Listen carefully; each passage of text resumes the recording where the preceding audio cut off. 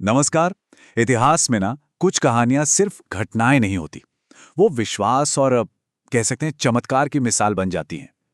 आज हम ऐसी ही एक अलौकिक कथा के बारे में जानेंगे, भगवान जाम्भोजी और राव दूधाजी की, जहां एक सूखे पेड़ की टहनी से नियति लिखी जानी थी।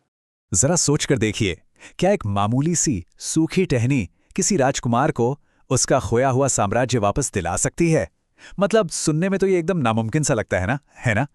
पर हमारी आज की कहानी बस इसी नामुमकिन से दिखने वाले चमत्कार के इर्द गिर्द घूमती है।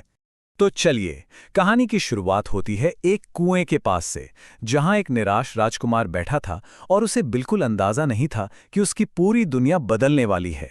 बात है विक्रम संवत 1519 की। ये वो दौर था, वो पल था, जब एक देश निकाले राजकुमार की किस्मत हमेशा के लिए बदलने वाली थी। तो ये राजकुमार थे कौन? ये थे मेड़ता के राव दूधाजी, जोधपुर के महान शासक राव जोधा के बेटे।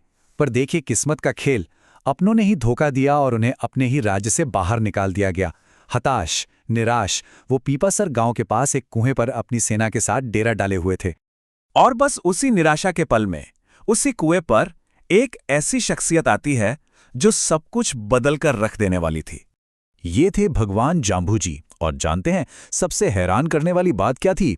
इस पूरी घटना के वक्त उनकी उम्र थी सिर्फ 11 साल।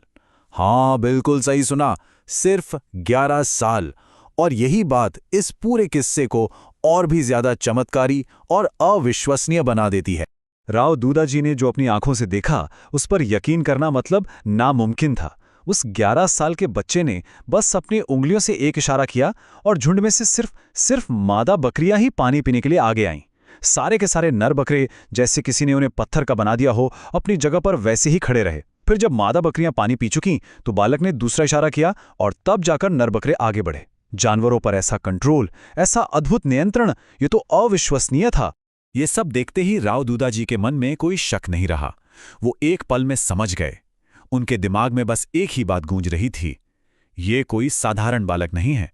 उन्हें पक्का यकीन हो गया कि वो किसी दैवीय शक्ति के सामने हैं।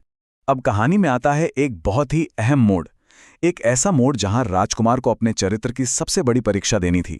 ये कहानी सिर्फ चमत्कार की नहीं है, इसमें एक बहुत गहरा सबक भी छिपा है।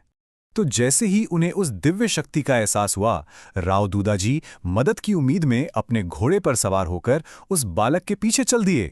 लेकिन यहां एक और अजीब बात हुई। राव दूधाजी अपना घोड़ा जितनी भी तेजी से दौड़ा रहे थे, उनके और उस बालक के बीच का फासला वो कम ही नहीं हो रहा था, 1 इंच भी नहीं।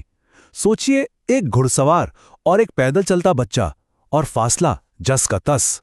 ये घटना अपने आप में एक सवाल है ना, कि आखिर परमात्मा से मिलने के लिए क्या चाहिए? क्या आपका पद, आपकी शक्ति, या दुनिया की कोई तेज रफ्तार? और जवाब था विनम्रता। उसी पल राव दूधाजी को अपनी भूल का एहसास हुआ। उन्हें समझ आया कि परमात्मा से मिलने के लिए घोड़े पर सवार होकर अपने पद के अहंकार के साथ नहीं जाया जा सकता।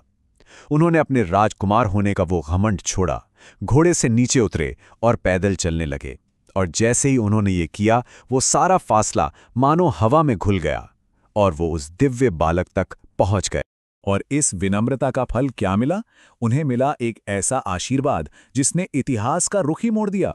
राव दूधाजी ने अपनी सारी पीड़ा, अपना सारा दुख कि कैसे उनका राज्य छिन गया, बालक जाम्भोजी के सामने रख दिया। जाम्भोजी ने सब कुछ बड़े ध्यान से सुना और फिर उन्हें एक आशीर्वाद दिया। उन्होंने पास में ही एक खेजड़ी के पेड़ से एक सूखी टहनी तोड़ी और उसे राजकुमार को देते हुए कहा, इसे तलवार समझो, ये तुम्हारा खांडा है, इसे लेकर आगे बढ़ो और अपना राज्य वापस जीतो।